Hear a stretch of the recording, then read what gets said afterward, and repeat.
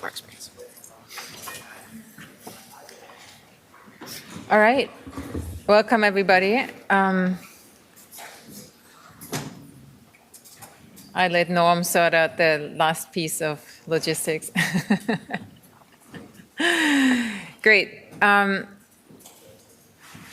Now to something completely different. Wouldn't quite be quite fair because we did talk ahead of time and we thought, doing the theory part at the beginning would be a good piece, but it is different in the sense that we are coming yet from another different community.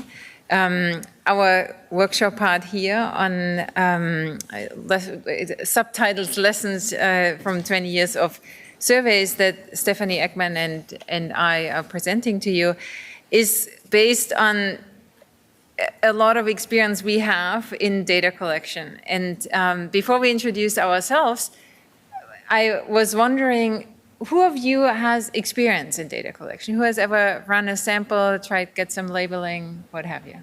Okay, good, a good number. And one follow-up question. Anyone with experience on, let's say, more than 300 cases involved in the data collection? Okay, about half. Good. All right. Thank you. So I want to get Stephanie the chance to introduce yourself quickly before we start. Yeah, thanks, Frauke. I'm Stephanie Eckman. I'm happy to be here. I am a researcher and data scientist at the Social Data Science Center at the University of Maryland. As Frauke said, I've been doing survey data collection for 20 years. Pretty soon I'm going to have to upgrade that to 25. For government clients, private sector clients, commercial clients. And at the same time, I've done a lot of research and have published in the survey methodology literature, the statistics literature, on aspects of respondent incentives and how they can contribute to or detract from data quality, right? More recently, I've gotten interested in the topic of this tutorial, which is applying lessons from survey data collection to the collection of training data for AI and ML models, right? We know these models are voracious for data, and a lot of that data comes from humans. And so it occurred to me a few years ago, like, wow, those are essentially just like, they're very similar to the surveys I've been doing for years. Can we use the lessons from surveys to improve the quality of the data for AI models? So that's where this got started. And Frauke and I and others have been working on that topic for a few years now. That's right. And the reason we ended up here was actually this keynote at ICML earlier this year. Some of you might have been there, heard me talk. We're going to do a deeper dive into that material today, but the team organizing this conference here thought that the thoughts that Stephanie just outlined would be helpful. But what we are hoping for really is a discussion with you guys, if you think that lands and that makes sense, right? And is it worthwhile to explore these parallels further?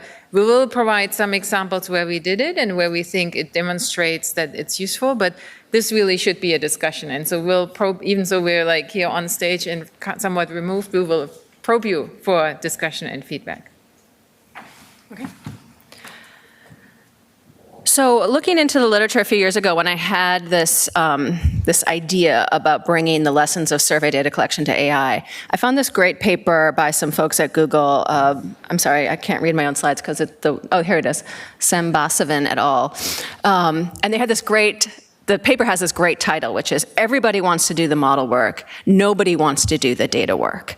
And I love that title because, first of all, I think it's a true reflection of what was going on in the literature at that time in 2021, but also because I come from this community of people who are passionate about collecting data, right? Like there are people who want to do the data work. It's just that those two communities are not speaking to each other, right?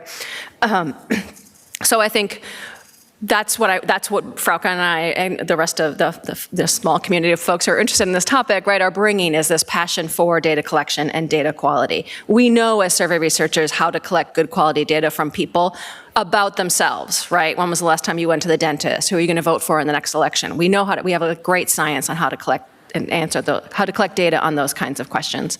And we want to bring those scientific ideas into your world of AI and ML data training. Since 2021, since that paper was published, I think there has been an increase in focus on data quality in the AI and ML world. Specifically, there's been this focus in the recent years on what's called data-centric AI. Andrew Ng is one of the big names here. And I really like this paper that I found by Scully et al., looking at all the different tasks that go into training an AI model. And like, I don't know where the relative size of these boxes comes from. Maybe this person just made it up, right? But like the ML code piece is just one piece of a much larger world that has to go on when you're training and launching and serving up an AI model. And so for a lot of years, that ML code piece was very overrepresented in the AI literature. Everybody was looking for like the greatest, newest algorithm, right? And some of the benchmarks really encourage that kind of publishing, right? And that kind of race in the literature. Like, ooh, who's going to get the new benchmark this year on ImageNet, right? And so people were really focused on algorithms and the latest and greatest algorithm and ignoring a lot of these other pieces. We're not going to fix that today, right? We can't do everything, but we're going to focus a bit on this data collection box. So that's what we're hoping to do. Another nice piece from the data-centric AI literature, this is a talk by Andrew Ng, it's on YouTube, it's worth watching. This again is from 2021, where he talks about the impact that focusing not on the model and not on the algorithms and not on like chasing the newest result from a benchmark data set, but just instead focusing on the data. Let's make the data better and see how that improves the models, right? So he goes through several examples in this talk, but I really like this one, which was about detecting defects in steel production. And particularly, this is exciting when we're in Pittsburgh, right, which is the steel city. So if you're creating steel and you want to, like, you're using computer vision models to look at a piece of steel and see if it has defects in it, right? You can work on the latest and greatest computer vision algorithm to do that better, but maybe if you worked on the data and improving maybe the lighting or the angle of the image or something like this, you could do a better job without having to monkey around with the algorithms, or in addition. So he compares here a model-centric approach where they really used like the best algorithm they could find, and then he compares how we can do better by focusing on improving the quality of the data going into the model. And he shows through several examples, I've just pulled out this one, that and working on the data can give you a bigger boost than just working on the model. So I'm excited about this interest in data quality that I saw with the data-centric literature, but I worry that people in the AI and ML field really aren't trained to do data collection. Sounds like a lot of you have done that, so that's great, but maybe without the background and the scientific rigor that I was trained on in my PhD in survey data collection, survey methodology, right? So that's what we're gonna try to do today. So here's an outline. First, I'm going to talk just a little bit about what we mean by survey data quality, talk about training data quality, talk about how we think about data quality in surveys, and then apply those two measurement and representation angles to the label collection, and then wrap up with a discussion of ethics and so on.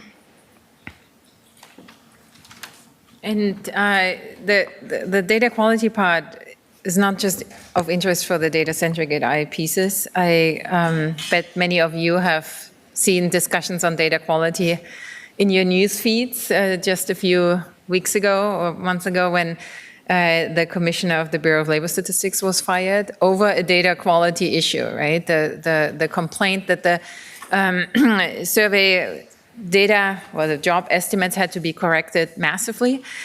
And so this is a real issue, and what I think by and large is not known in the population is that the way the federal statistical agencies, and that's sort of the world in which Stephanie and I traveled for a long time, is collecting data is really based on very rigorous sets of established best practices and principles that are published and frequently updated by the national academies. These reports are freely accessible to you and a worthwhile read if you are unfamiliar with them. But of course, they have a survey focus. And so the translation to the machine learning context is one that we're going to do here. So when Stephanie said earlier, the task of a labeler reminds her of a survey task, this is what we have in mind, right? A specific question asked to an annotator, never mind the content, right? And then some answer options. This just looks like a survey question, in this case, a question about your overall health and the rating scale from excellent to poor. I would say when I teach courses on questionnaire design, we all learn how to ask questions and that we should answer them at age 2, right? Pretty much. And we certainly learn that you always should give an answer and not just parents talk to you and you say nothing, right? This is a big problem because when we try to measure something, we will get answers no matter how good or not good they fit. You know, whether people have an answer to this particular question, what do you mean with overall health? Does that include my mental health? You know, does it, you know, it's unclear right there. And what about if you are someone who really feels the need to be nuanced, right? I mean, overall, okay, over the course of this year, generally good, you know. And we see this disconnect. If you look at people's medical bills and their overall report of their health, this can be, you know, quite different, that their own perception is different than what you measure. So this challenge of measuring what you actually want to measure is one of the things that survey methodologists really worry about a lot, just as they do wonder about the representation, who it is that we actually ask, right? And we'll come back to this distinction of measurement and representation in a moment in the labeling context, but here I just want to highlight that in order to produce an estimate, let's say, you know, 10% of Germans are unemployed, or, you know, 15% of Americans feel that they are not in good health, is the result of an extensive process that is error-prone. And so what do I mean with that? We have, in any of these measurements, a construct that we try to measure. Let's say classifying a tweet, whether it's hateful or not. Hate speech is a construct, right? What do we really mean with it?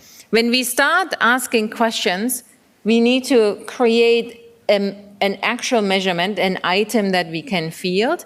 And in this step, we already have, you know, concept misspecification, some invalidity on that step.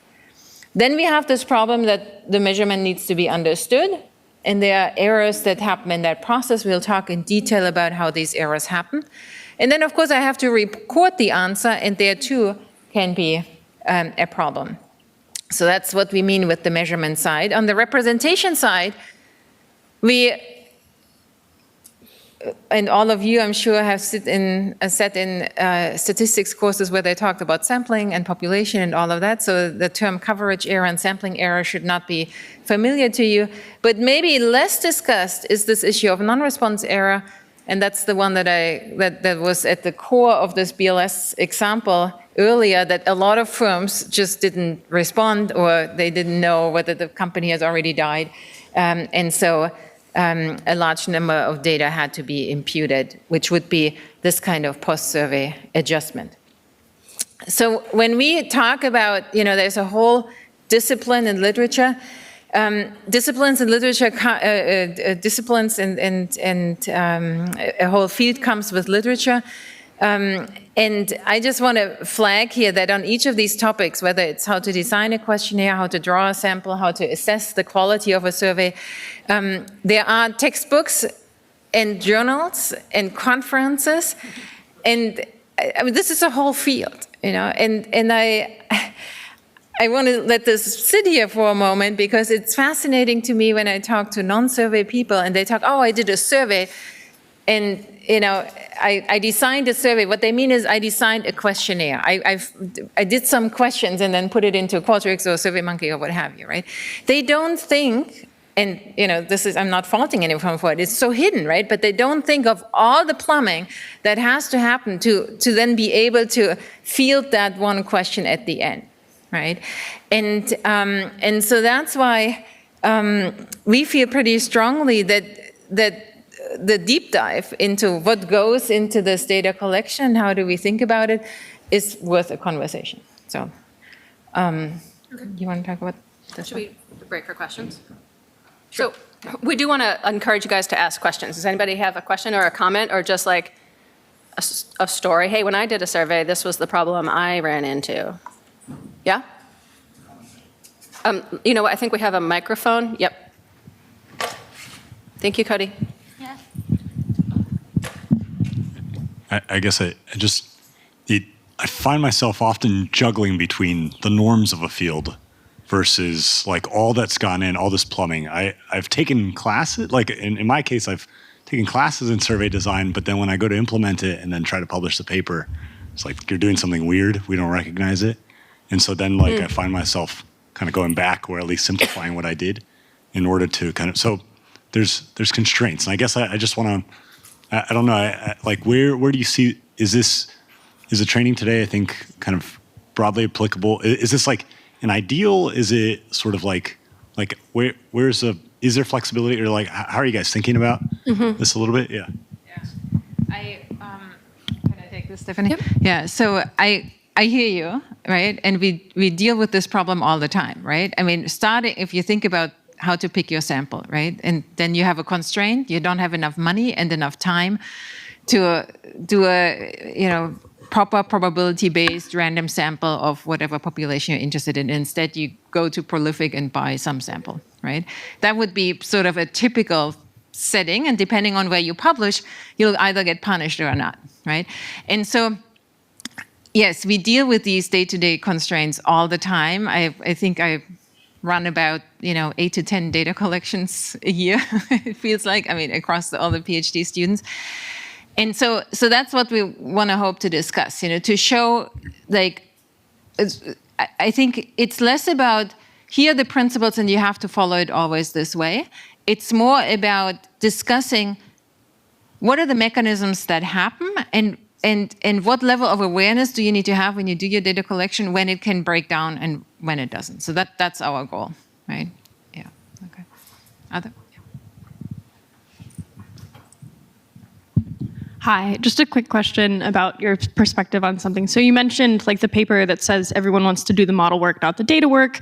What was just kind of glaring out to me in terms of why ML researchers, people working in human-centric machine learning, even people working on AI for social good, don't put so much thought into the survey, into the human subjects research, like, the bare bones of it, of doing that kind of rigorous qualitative research. And in my opinion, it's due to the incentives, right, of like what is actually respected and incentivized in the space, and that is not rigorous survey or human subjects methodology, it's publications. But do you have any perspectives or thoughts on those incentives and how those might fit into, I guess, convincing ML people, human-centric ML researchers to do more rigorous human subjects research and surveys? Sure, yeah, I think you're right, that there is a problem with the incentives. If you want to get into NeurIPS, right, they just announced the NeurIPS decisions last week. If you want to get into NeurIPS, like having a fancy new algorithm is a way better chance and way better way to do that than saying, well, we really spent a lot of time on our data collection. Part of why we're here speaking to you and why, like, Frauke gave the keynote at ICML, like, we're trying to get those ideas out there, right? And we're trying to change those incentives. I think as we'll say at the end, we're like hosting a workshop at an upcoming NLP conference in Montreal. Like, we're trying to get these footholds in and make the point that data collection matters. And again, to kind of cannibalize a future slide as well, I think we now see people turning to like, hey, we don't even need humans to do data labeling, like we'll just use the models, right? And that really worries me because the kind of training that we're doing now is about like alignment and fairness and reducing the bias of the models. And if we rely on models to do that kind of thing, and then that really makes me nervous. So I'm just trying to really loudly make these points and change the incentives. But I agree with you, like I worry that the incentives are not quite where we want them to be yet. There's another question over here. Oh, yeah. Hey. Hi. Similar question to the previous question. You were pitching this whole idea of focusing on data quality as that being more beneficial than focusing on model quality necessarily.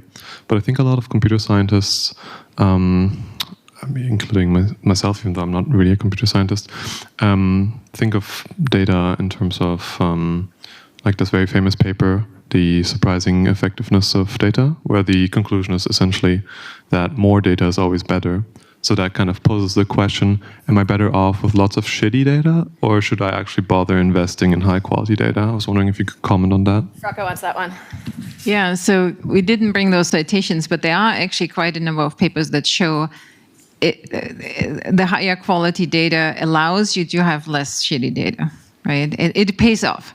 And to me, it's baffling that the ML community hasn't embraced all that sampling theory more. We're not going to talk about sampling theory here, but it seems like you could save a lot of energy in using pure data. So maybe the decision is less, which one are you better off, but with which one could you actually save some money? And so my hunch is it will become more important, but of course, it also requires knowing a little bit about the data generating processes, right? And if you just collect everything in the wild, and then you also don't have any possibility to know what is high quality data or not, right? And so in order to demonstrate it, you first need to know what is the quality and then show that you can save the cost. But I think, that would be my answer to the incentives. If it is cost effective, people will do it. Well, and there are a lot of ways for data to be shitty, right? That's what this slide is about. Like, let's be concrete about where we're falling down in the data collection process. And maybe some of these errors are more important than others. And which ones do we want to spend money to reduce and which ones are not so important? Yeah, thank you. I want to learn from your experiences that with the current Gen AI, is it a good enough guidance to like data collection, data cleaning? Like, for example, I just talked to it saying like my goal, what I want to do, and like, I don't know if you asked him because you're already very experienced, but is it good enough? And if not, like what's the limits of its guidance? Yeah, this course is titled Human Data Collection, so we're not going to talk too much about the use of models. We just have one slide on that. But yeah, I agree. That's something that the field is struggling with. So from the experience that I've seen at our annual conference in May, the American Association of Public Opinion Research annual meeting, people have good experience asking the models. If it's very general, high level, but with specialized population or, in mixed mode settings where you rely not just on one form of data collection or another, it can break down, just like with anything, as soon as the information ingested gets sparse, it's less reliable. One thing that I have seen when I tested this for questionnaire design development, when I say, can you help me evaluate these questions, whatnot. Unless I give pointers to, for example, the textbooks that I showed, it's complete bullshit that I get back. But in the moment I say, evaluate this question using Schumann and Presser's guidelines, it's perfect, right? So you need to steer it in the direction of the literature that's relevant, because there's just too much stuff on surveys out there that's not good. Market research is full of these. We all have that. And so that's the trick, right? If you, and that's why it's, for me, already a win, this first couple of slides. If you are aware of a couple of the key textbooks and can use them, then you're already way better off. Thank you. Just curious, and I'm not quite sure if this has been covered, but usually AIers like to look at this kind of stuff so they can get better data, and then their models can learn from better data. But the alternative is simply to accept some kind of profile of the errors and build your machine learning around it. One, do you know if that kind of work? And two, even if you don't, isn't that normal for statistical analysis? So that's some source of inspiration for how to do that, and I'll leave it to you. Any comment? Yeah, love it. I've spoken like a true statistician. Of course, this is what we do, right? We model the error, right? And that's why this total survey error framework has them listed explicitly. I would say the community has failed a little to be as good in modeling the other error sources than it is for modeling sampling error, right? The problem is the other errors you can only model right if you understand the data generating mechanism at least a little bit. right? And so that's what this is all about, right? That we pledge for transparency in the data collection, that you have a fair chance to have in the relevant covariates or otherwise opportunities for modeling it. Okay, you disagree, Paul? Go ahead. No, I don't disagree. I have another question. It just occurs to me. I've looked for this. Has anybody done anything involved? You actually have a data set with ground truth. Okay, so you know the correct answer, and you have experts, and you get expert or human raters that don't see the ground truth. And so you do whatever you do to build your models based on your data collection from the users, and then compare that to actual ground truth. I mean, we never do that, because if we have actual ground truth, we never talk to experts, and we only talk to experts if we don't have ground truth. Has anybody done that kind of comparison? So I have not seen it for the machine learning context. Maybe, Stephanie, you have. I have certainly seen it in the survey world. So that's what we often do when we develop new methodology. Yeah. So you have ground truth as to how far off you are in your estimates.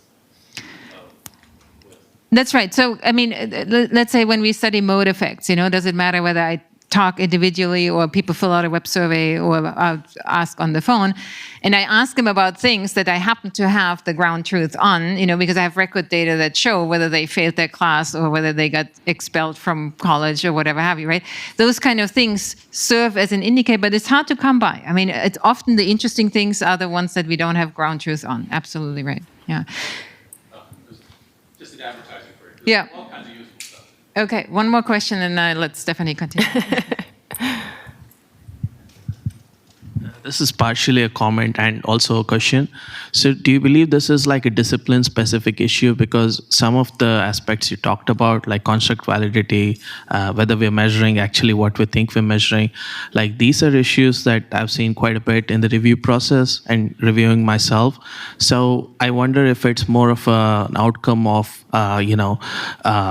the peer review process or what importance is given in that particular discipline, or is it because this is a case where people are in a hurry to get things out and there's no peer review required, or like there's no assessment required? Is that like a structural issue then?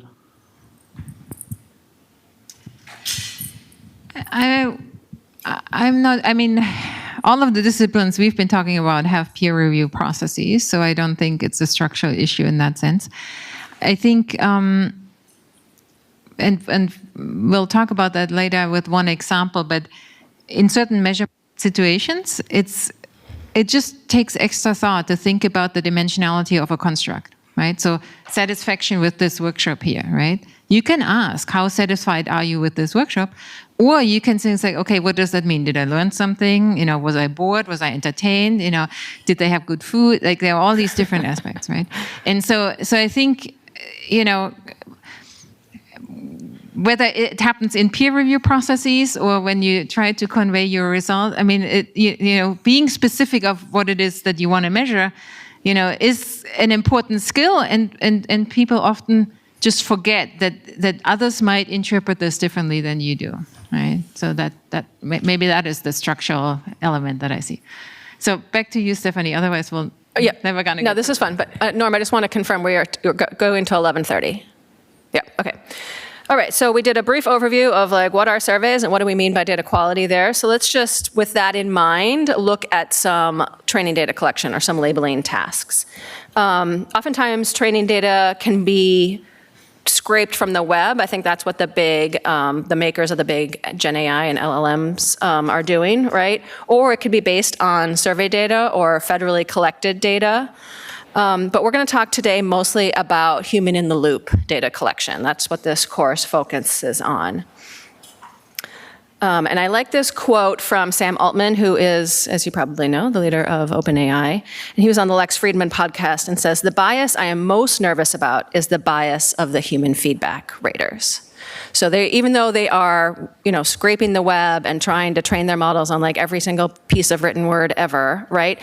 They still involve human bias raters, mostly for that final step where they're trying to make the models like more fair, more aligned with human interests, more less biased, right?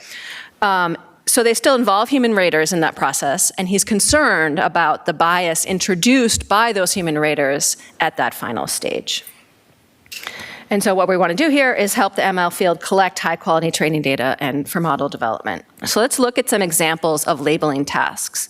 Here's one that was used by OpenAI when they trained their Instruct GPT model. I'll walk you through how this works. Do I have my little pointer? I do. It's not quite showing the full screen. Hey, AI, what are they going to anyways, we're not quite seeing the full screen on the slide here, maybe, but I think it'll work. So this is the screen that the human feedback folks saw. The instruction is to summarize the following news article, and in this purple box was a news article, right? And so the human feedback raters are not summarizing the article themselves. They're looking at this potential article summary over here in the blue box. So the purple box is the big article. The blue box is the summary that a model has come up with. And they should rate this summary on a scale from 1 to 7, where we see 1 is the worst and 7 is the best. And then answer these questions. Fails to follow the correct instruction. Inappropriate for customer assistant. Contains sexual content. Contains violent content. And so on. All these yes/no questions that they should answer about the summary. And then they can add some notes as well. And then when they're done, they click submit. And then presumably they go on to the next one. We're going to look at this one again in the future, and I'd love to get we'll look at this one again in a few slides, and I want to get at that point your reaction to what you think about this as a piece of as a survey question, right?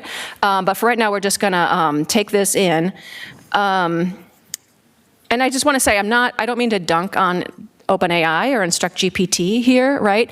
Most companies never publish what the instrument looked like that they use to collect the labels, right? So I really applaud OpenAI for publishing what this looked like, because I can use it in all my talks, right? That said, I think that it could be better designed, and we'll talk about that in a moment. Here's another example of a label collection. I found this in the article linked below. I love this one, right? So I'm not sure what the search box is about, but the human rater should indicate whether this is a bird or not a bird, or they are unable to tell. And I just love this because I honestly don't have any idea if this is a bird, right? I mean, it's like a clay sculpture of a very non-representative turkey, right? I don't know if that goes in the unable to tell category or what. And here's another instrument. This one's pretty complex. What the human annotator is supposed to do here is look at this invoice over on the right and extract different pieces of information. So who's the buyer, who's the seller, the date, the quantity, the pieces, the prices, and so on.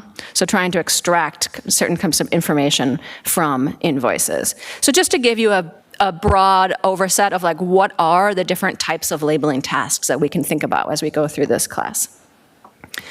And now we have a little bit of a breakout group here. I think it's important before we get into some of the meat of this class to really ground ourselves in what is the labeler experience, right? So these human feedback raters, these labelers, what are the jobs that they're doing? And so we've got 3 different stories here. These are videos, and you can use your phone to pull up any of them that you want.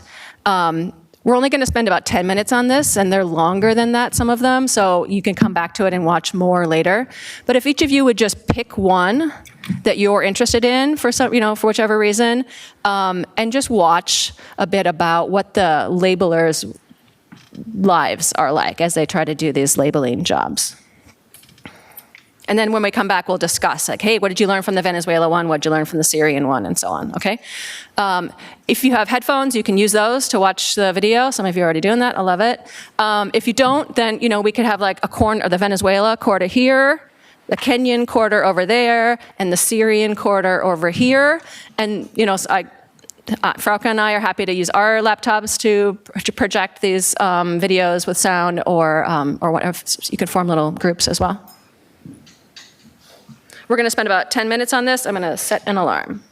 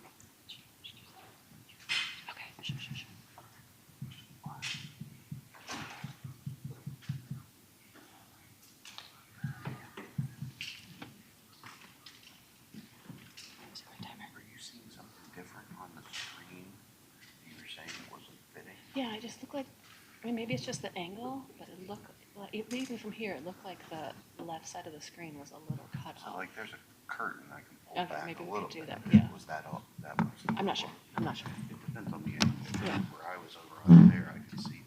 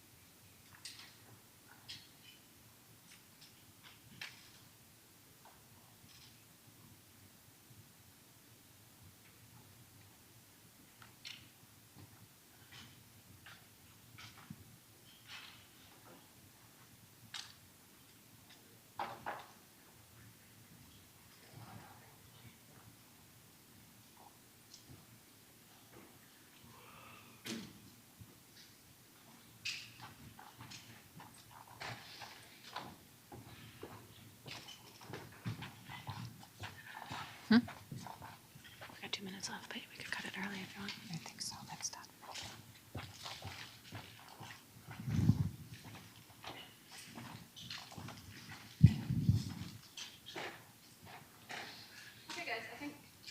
I think we'll come back now. Wasn't quite 10 minutes, but we want to get to the really good stuff. So who watched the Venezuelan one? Okay. What did you guys hear? What did you learn? What was interesting there?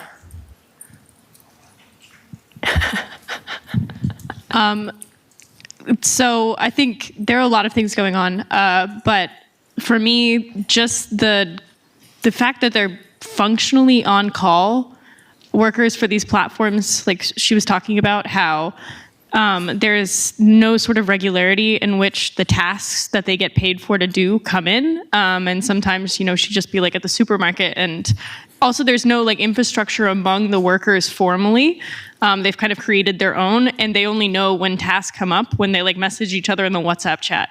And then, so both like super irregular work, and when there's no task, when there are regular tasks, like they're not paid a regular salary, a regular living wage, and it causes a ton of stress.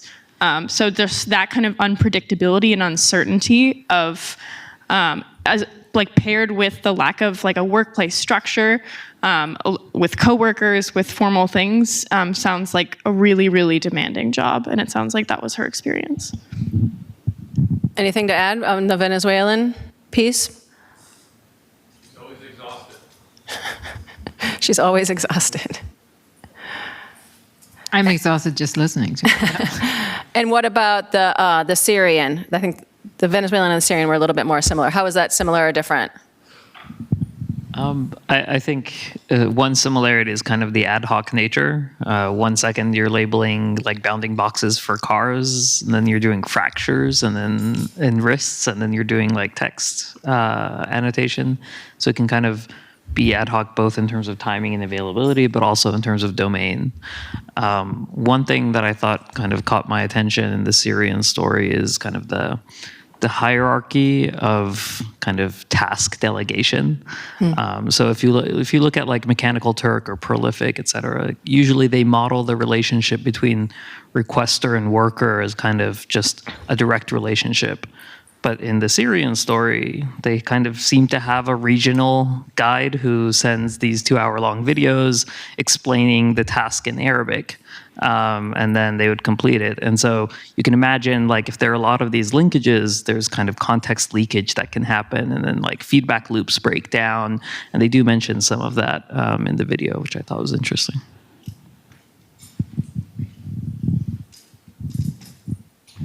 Anyone else to the... Yeah, to the Syrian or any of them, yeah. Yes, I think to continue, one thing interesting in the Syrian example is the annotator mentioned the advisor accepted everything, but the client ended up rejecting everything, and he wasted 10 hours and had to redo everything again.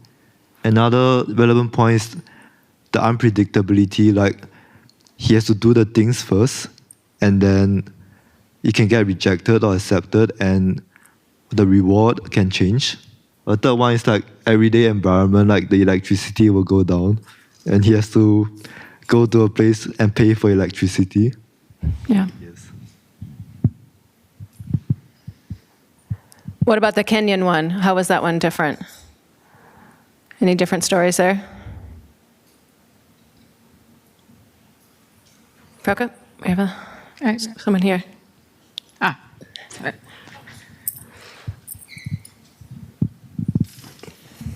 So I would say this actually might be a similarity or a different thing, but it seems like individuals from the Kenyan population were sort of an economic sort of like incentive to do these really tough, work shifts of 12 plus hours, if they can't take breaks or anything like that.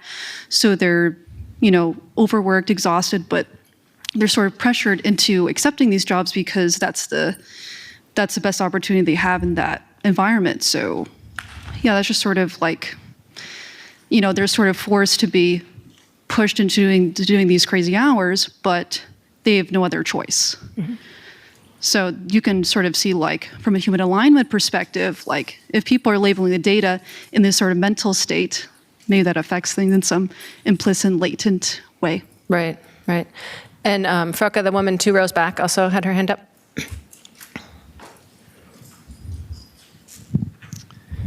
The work site was sort of in like far away from Nairobi, like not a place you could get to on public transportation after 8 p.m. and yet many workers were scheduled for the night shift. Yeah, the Kenyan piece is a little different because there is a work site, unlike other people, the Venezuelan and Syrian who work from home, and there is more of a community. And they're actually, the reason that video exists is they're trying to organize and to come together to demand better working conditions. Okay. Did this work? Okay. All right. Thank you for participating in that. And I think it's important to keep that framework in mind. Like, who are the people who are doing this data labeling as we think about the quality of it? So we're going to go quickly into the next section here and just think about, now that we have the survey context and the labeling context, how do we bring these together? What are the lessons from surveys that we can bring to machine learning? So in surveys, as we said, we worry broadly about 2 different things. We worry about measurement. Are the answers that we're getting the right answers?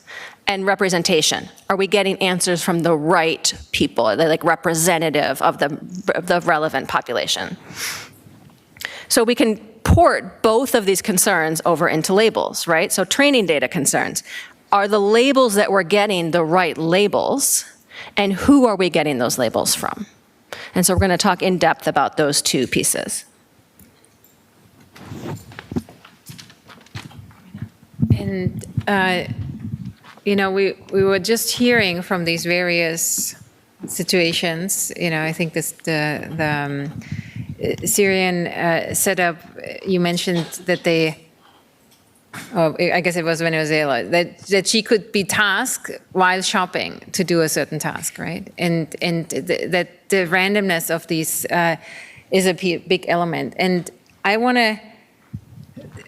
you to envision that part, or maybe you just know that part anyway, because we all, might travel on public transportation. Well, not all of us travel on public, anyway, but you might sit on a bus if you're European, and you respond to a text message or you respond to an email, and your attention span is very different, right? Because you're also monitoring when you have to leave the bus and what have you. And so imagine now being asked a question and having to do a proper comprehension task and maybe a proper recall on, what your answer should be or what your experience was with this particular thing. And then to make a judgment on how to answer that, given the answer scale that you become. That becomes very difficult and error prone, right? To the point of errors in the data generating processes. And so earlier we touched on this issue. You mentioned that, with the concept specification. And here's the example that I want to refer to. This is from a survey from the World Bank, the Standard of Living survey. It gets fielded in tons of countries. Not sure how readable it is, but you have the slide. So this is this was a segment of questions that they asked during COVID on behavioral distancing, right? And again, behavioral distancing is a broad concept, but you could split it up in, hand washing, meeting people, mask wearing. Why do I bring up this example? Because the better you can break it down, even the question about have you met any people in the last week, breaking it down to how often, to whom, whatnot, small units that help the respondent or the labeler think through what the task is widely advantageous to having big questions about a large concept such as, are you satisfied with this class, right? Because of these small attention spans. So a big portion here in thinking about the labeling task or measurement task, to your question, what do I do in practice, is to, no matter from whom you collect the data, put yourself into the shoes, into the situation where the data is collected, and is that question you ask even answerable? Or how easy is the quality of the question affected by the context in which they're sitting? And some who get really, into this, they say it's like, okay, well, let's collect additional what we call paradata on the context they're sitting in, meaning, for example, that you could on the browser that they fulfill the task in, also capture what kind of device are they sitting at when they're fulfilling the task. Are they in motion or are they at rest, right? These kind of additional data you could theoretically grab from the phones or from the computers as well, and that way have an additional way to model the quality of the answers that we discussed earlier, right? The statistician point of view. We know there are errors, and can we just model them, right? Okay, so Stephanie is going to come back to the teaser item and the problems that we have there. Okay, so with these concepts in mind of, comprehending a question, I've forgotten, retrieving the appropriate information from your own experience or from trainings, judging what the right response is and then giving that response, or just your own personal experience taking surveys, obviously, as well, right? What do we think about this as an instrument for the data that it's trying to collect about the quality of this summary? What do you guys think? Any comments on how this could be improved? Yes? No, I'm sorry, Frauke, I called on somebody else. I was trying to... I'll let you do it, Frauke. I'm sorry. Just a quick note, like one thing that pops out is, for example, this note about whether it denigrates a protected class. If I'm not mistaken, kind of the idea of what a protected class is like a legal term. And that could differ across legal settings. And so we just saw Venezuelan, Kenyan, and Syrian settings where the definition of what a protected class is could differ widely, and there's no additional information here to disambiguate. Exactly right. And even if you offer such explanation, people often don't click on it or don't have the time. Yeah, so there are a lot of problems, but one that really stands out to me is sort of the fact that you see the veil is lifted and you see the summary before you have to evaluate the original text. So, once you see that summary, it can be very hard to imagine what you thought a good summary might have been had that not been revealed in advance. So if you had been asked to come up with your own summary first, then you'd have maybe a more objective kind of interpretation of the original source. Yeah, that's a great point. A hindsight bias kind of problem. I've done this exercise several times, and both these points have never been made before. Thank you. Okay, one more point. Given that all the questions are presented on the same screen, I think there's a bit of a temptation to answer more than you would have with the same answer, right? If you had evaluated each question independently, you might have been... Like straight line, just pick yes, yes, yes, yes, yes, or no, no, no, yeah. And thank you for mentioning same screen versus different screen, because that's exactly one of the manipulation that Stephanie will get into now. Right. My pet peeve on this one is that the submit button is in the upper left corner. That just drives me bonkers. Okay, so I'm going to talk about some research that we published. So Frauke and I involved in this work. This was at EMNLP in 2023 to test out exactly what we've been talking about. Like, do the principles of survey design affect the labels that we could collect, right? If we take those principles from survey design and we manipulate the label collection instrument, do we get different labels? And then, do we train different models on those labels, right? Because if the labels differ, maybe that's not so important, right? But do the models differ? I think that's the real important point. So we did an experiment to test this. We selected 3,000 tweets, and we labeled each of them as to whether they were hate speech or offensive language. Well, and those were separate. So hate speech, yes, no, and offensive language, yes, no. We did 5 different versions of the instrument. And so here we're seeing one version, condition A. And what you see is that tweet 1 was shown on the screen. And then to your point, that we asked 2 questions about that tweet on the same screen. We first asked, is this hate speech? Yes, no. And then we asked, did it contain offensive language? Yes, no. But those were on the same screen. So tweet, hate speech question, offensive language question, right? All the way through to, I think the annotators did 50 tweets, each of them. So that was condition A.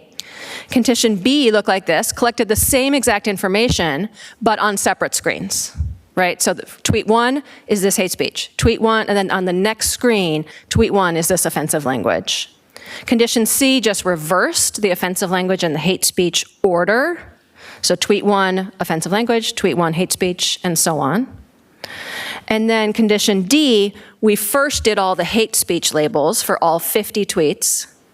And then they saw those same 50 tweets again and did the offensive language labels. And so each of these boxes is a screen, right? The first version has 50 screens and the other ones have 100 screens. And then condition E, again, we just reversed it. So the 50 tweets offensive language, yes, no, and then the 50 tweets hate speech, yes, no. The details are in the paper. I know I'm going over this quickly, but we had 5 different versions of this instrument collecting the same exact data. And then we trained 5 models. So we trained a model on the labels collected in condition A, the labels collected in condition B, and so on. And then we tested them against the labels from each of those different data sets as well. And I'm going to show you a really, I'm going to show you first of all what happens to the labels, and then I'll show you what happens to the models. So here on this slide, we're going to see the labels. On the vertical axis, you're just seeing the 5 conditions again, and these little orange and blue boxes are meant to sort of help you remember which one was which. On the x-axis, we're going to see the percent of tweets labeled offensive language. So here we see that there are differences in the percent of tweets labeled offensive language between the versions. And it's version A that gets the lowest percent of offensive language labels. And in hate speech as well, A is also getting the lowest percent, I believe, of the offensive language here. We see much greater rates of offensive language in condition A, or excuse me, E. We see higher rates of hate speech in condition D. We discussed this in more detail in the paper, but this looks to us like the suggestion of a fatigue effect, right, or an order effect.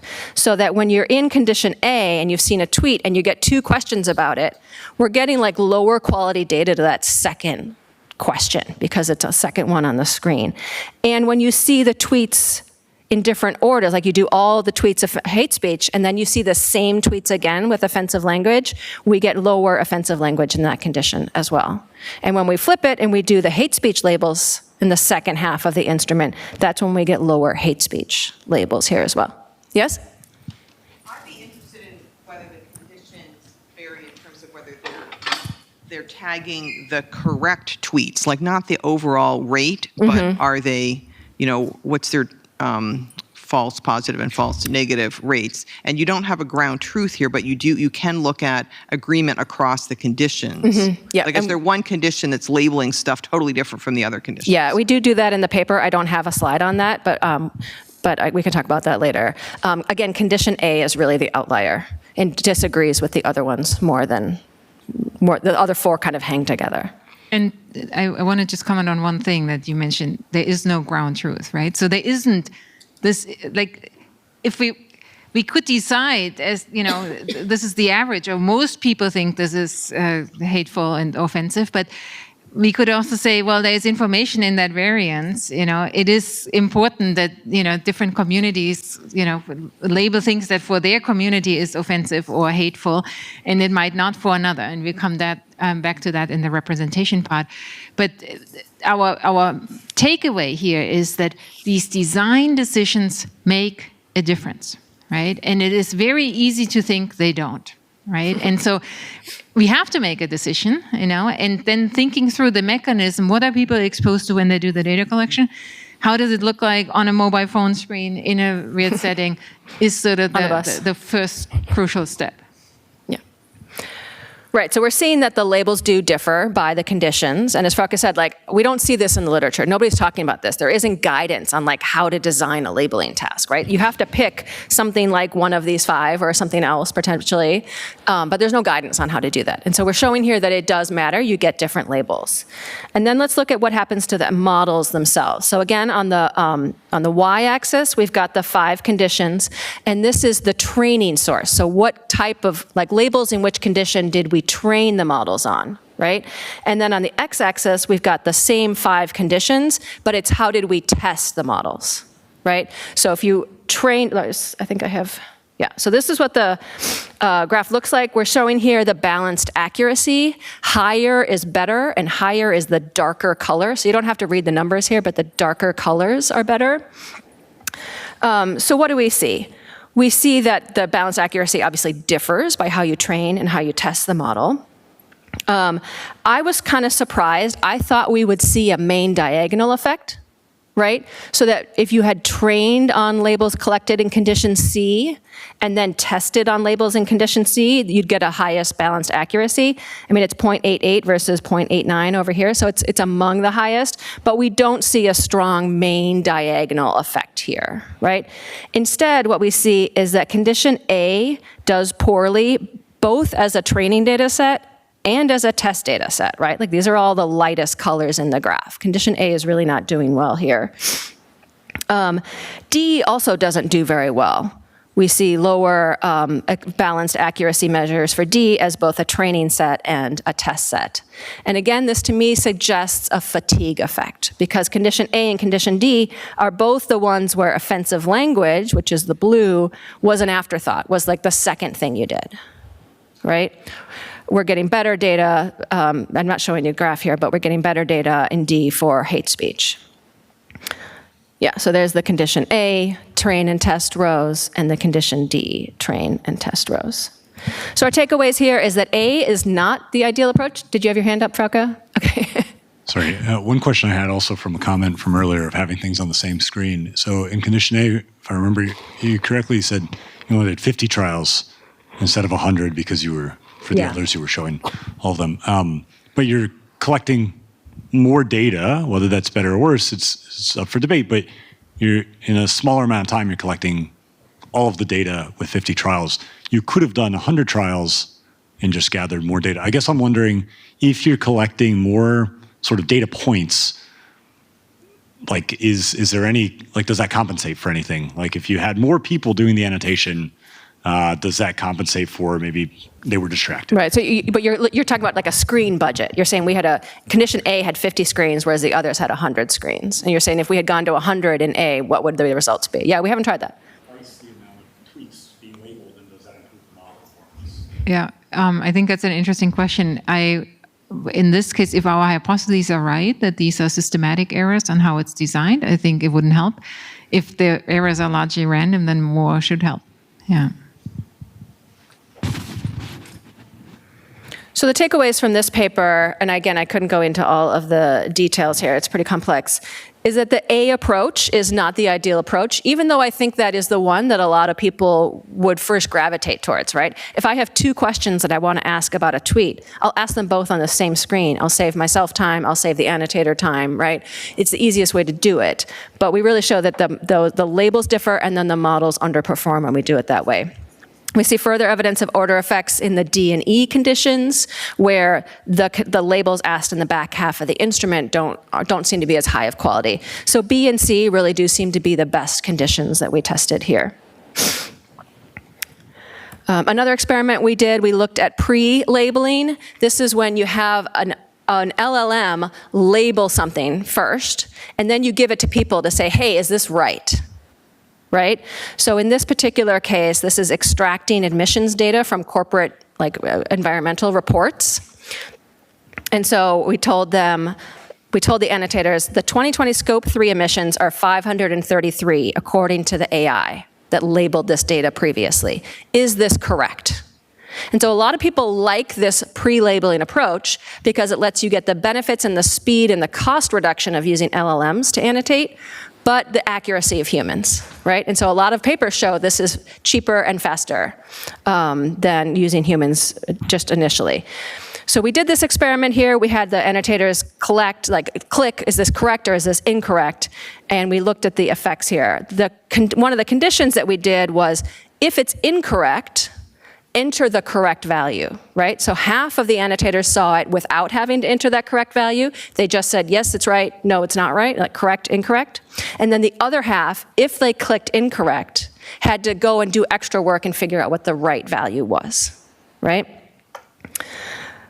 The results, this is a longer paper and there's a lot more in here, but the results show that asking for a correction makes the results more accurate, but it also leads to undercorrection, right? So making that task more burdensome, if you say it's incorrect, you now have to find the right answer, leads them to say, like, you know what, it's probably fine.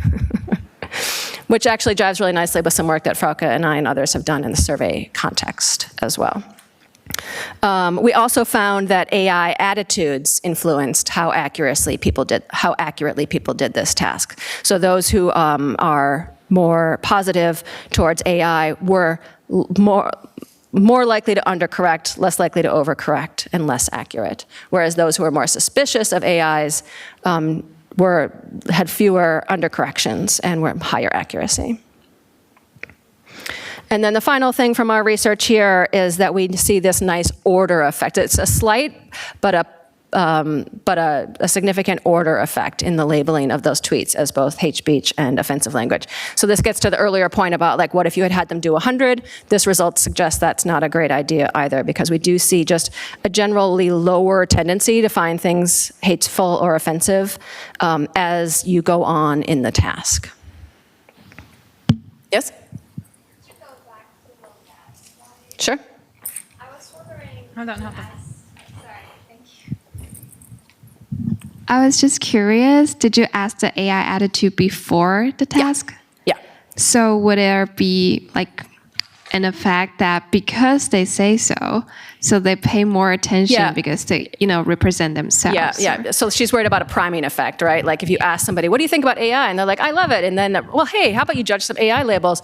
There was a 2-week separation between the AI attitude survey and the task. And it was like a seemingly unrelated study. So it wasn't like, thanks for participating in that AI study, now we have this, right? It was like, hey, we never met you before. So we tried to control for that as much as we could, yeah. So as far as we know, they are unaware that these data are linked. Right. Sure. Okay, so, yeah, go ahead. No, you can do this one. No, I was just going to say, like, we indicated that there is similarity in how these tasks affect what we do. And so for your reference, in the slides slide deck, there are 3 slides that sort of summarize suggestions on how to word, what to look for. My favorite here is number 4, avoid double barrel items. You can easily, and what does that mean is that you ask about 2 things at once in one question, right? And you can easily see this problem in a lot of tasks, whether it's in surveys or in labeling, because we want to save space. We don't want to ask too many questions. And then we end up convoluting the task for the respondent. And you have a question. I guess one question I had, both from kind of the readings before this, what are your thoughts on asking people to do the same task twice so you can get both like within person and between person variance and be able to model that out? Is it important? Like, does that improve? Yeah, it is a strategy that psychologists like to do a lot in a lab setting, in particular, when you have control over the environment in which the person does the task, right? So if you use experts, for example, they do a labeling task in a controlled setting, like charging all of you, and then we can say, okay, now we have a poster session and a coffee break, and then you wash your hands or whatever it might be, right? And manipulation. And then you do the next thing, that might work. In the survey methodologies that we represent and ask more sort of people in the wild, which is closer to the labeling setting, it might not work as well because you don't have control over what happens in between. And so there could be tons of confounders that you can't model, right? So if you have enough information on how the whole process works, then that is an interesting idea, and just a matter of money, whether you can. But more often we might see it in the way that Stephanie just indicated, that you know, like we did. You have a task, and then you let 2 weeks pass, and then you do the task again, right? But then there are so many different confounders that you hope it's random enough that it doesn't affect your data in a systematic way, right? I mean, we're always worried about the systematic effect. The random effect we can just deal with larger N. Anything you wanted to add to that? No. So we only have 10 minutes left. I'm getting nervous. 9. So let's move on to the representation side. Remember, we had the measurement, like are the labels we're getting right? And then the representation, who are we getting labels from? So let's move on and talk about that side. And I want to be clear that as we go on, I think the literature about these effects in the AI labeling world is getting like smaller and smaller. So we've done some of the studies on the measurement side. We are working on some studies right now on the representation side, but there isn't a ton of literature here, and we don't have our own published work to talk about. So the labelers they can be experts often. Sometimes people just have their students do the labeling. The crowd-working platforms, we heard a lot from the Syrians, the Venezuelans, and the Kenyans about the crowd-working platforms. And then, of course, we sometimes have LLMs do the labeling. But let's think about the influence of the labeler characteristics. And we're going to go back to surveys here first to just ground this discussion. So in surveys, we see non-response bias when the respondent characteristics influence both the propensity to respond to the survey and the response itself. So one of the best examples I've seen of this in my career was about a survey of like free time.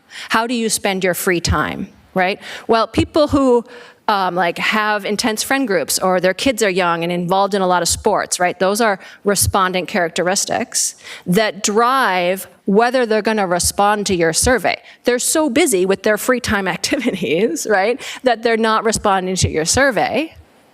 And then that also drives their response. Right? So when you have these respondent characteristics drive both parts of this diagram, the propensity to respond to a survey question and the response itself, that's when we see non-response bias. And in that particular survey, that was exactly the problem we had. The people who were responding about how they spent their free time were people who had a lot of free time and mostly spent it at home, right? And we weren't getting responses from people who are like, oh, I'm in all these sports leagues, and then I do painting classes on the weekends, or whatever it is, right? We weren't hearing from those people because they weren't around to do the survey.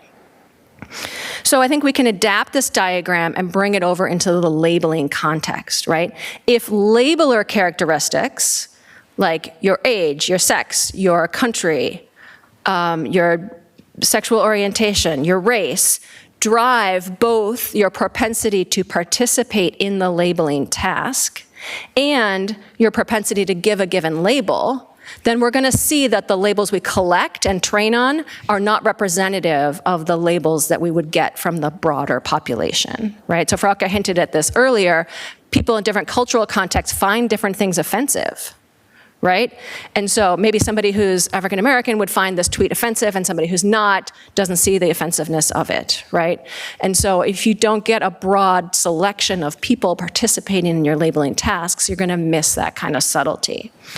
And as we're now using humans for these really important final step tasks of, is this model aligned? Is it fair? Is it biased? I think it matters even more these days who the labelers are. And we see some evidence of this in the literature. So this was a nice study that showed faces and asked people to judge trustworthiness as well as other variables. And the authors break this down. So the male labelers found this person to have medium trustworthiness across all the labels from men, right? Whereas the females found this person to have low trustworthiness. And you can see the different breakdowns here. Oftentimes we pool all the labels and we just take the mode and we call that the final ground truth and we train the model on it, right? But there can be these subtle differences based on labeler characteristics that we gloss over. And this is actually a really nice tool. You can play around with it. And here's another example where they trained a model on different sets of labelers. So not, again, just like the measurement example, not just differences in the labels, but differences in the models themselves, right? So if we train a model on people who are over 30, that's the red dots, and a model on people who are under 30, that's the blue dots, we get into a different spot of this specification sensitivity curve here. We get different models. Can a model label my data? Yes, but you have to worry about model autophagy, right? Models that are trained on models that are trained on models. And models just show the same biases as humans. Humans have a tendency to pick the first answer choice. So do models, right? Humans have a tendency to acquiesce and say yes. So do the models, because they're trained on us, right? They're trained on our data. I don't think I'm going to go into this is a little bit on sampling, and I think I'm not going to do that because we just don't have the time, and skip to the discussion, which is Frauke. I think. Do you want to do that? I think you should do the piece that you just jumped over. I think we have enough time. Really? Okay. You have 3 minutes. So if you have a pool of tweets or images or whatever it is that you want to label, you can do different types of selection here. And this topic came up a little bit earlier, right? One obvious approach is a simple random sample. So if somebody's going to do some labeling, you could just sample randomly from that pool to give them tasks to annotate. That works great. However, you can get a little more sophisticated with it. There's an approach called uncertainty sampling. So I like this diagram. This comes from this book about human-in-the-loop machine learning, which is really actually very good.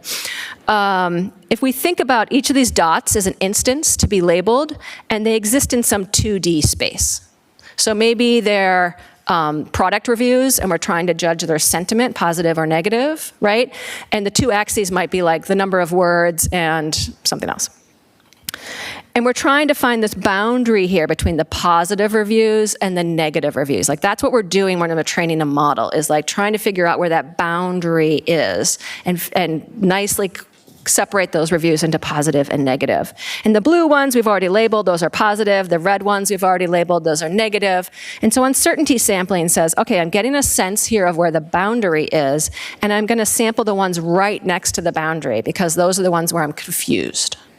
The model is confused and doesn't know what to do. And maybe the line could squiggle a little bit more, left or right.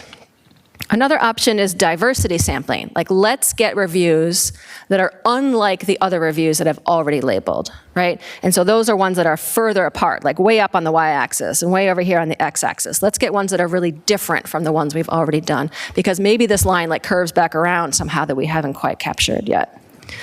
And then there's active learning, which combines these two. And active learning is a very popular technique. I'm not going to get into exactly how it works.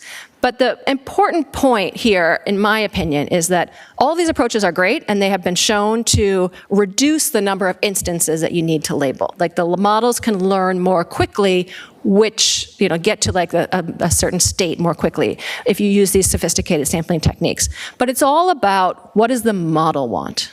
Right? What does the model need? How can we get the model to where it wants to go as quickly as possible? It's not about the humans, right? It's not about like, hey, what's the best one to give to this person, given what they've already just seen? Or those order effects that we saw, right? Like, what's the next best one to give to this person to like snap them out of these order effects? The literature really doesn't think about this from the annotators or the labelers' perspective at all. It's all about what the model wants and needs. Which is great. I'm not saying that that's inappropriate, but I do think an increased influence or an increased focus on what the annotators would want could be another way to get more gains here. And then how many labels do you need? I think there's not a good answer to this question, and it's often just driven by the budget, which is exactly the way we do it in surveys as well, right? Like oftentimes in surveys, we'll do some fancy power calculation, and then you're like, well, we could only afford 1,000. Okay, well then we'll do 1,000. So this is all, in my opinion, a very under-researched area. If you're aware of work in this area, let me know. The discussion, all right, we're at 11:30. We didn't get to the ethical issues, which is inappropriate. I'm sorry about that. Here's some concrete advice. Takeaway. And then we just want to talk about 3 upcoming events that, if you're interested in this topic, may have interest you. So as I said, we've got a workshop at the COLM conference in Montreal in a few weeks. It's the first workshop on bridging NLP and public opinion research. Frauke and I are both going to be there on October 10th.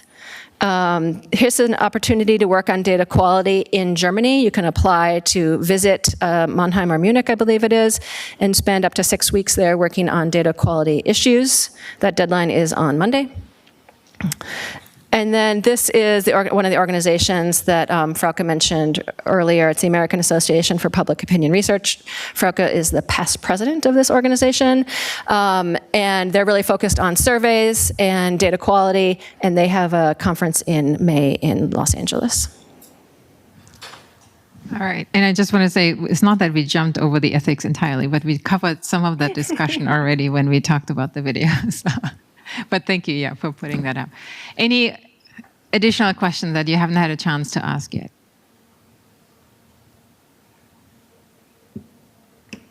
Well, we will be around if you want to talk in a smaller group later today or tomorrow. Thank you.